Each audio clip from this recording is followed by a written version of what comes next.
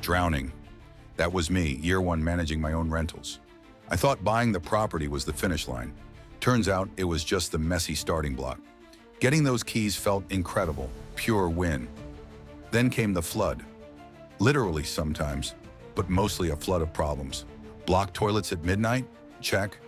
Awkwardly chasing rent? Double check. Picking tenants based on a vibe and praying it worked out?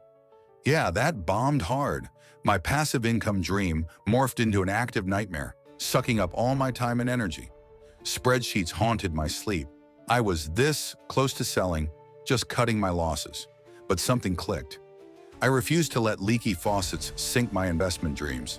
Started deep diving, watching documentaries about landlords who weren't pulling their hair out, learning about the tools they used, discovered property management software that automated the annoying stuff like reminders. Virtual tours became my time-saving superpower. Proper digital tenant screening? Absolute game changer, seriously. Tech didn't erase the problems, but it gave me control. It built the systems to handle the chaos efficiently. Now the properties fuel the dream. It's not about luck, it's about leverage. Find your leverage, build your system, and stop drowning.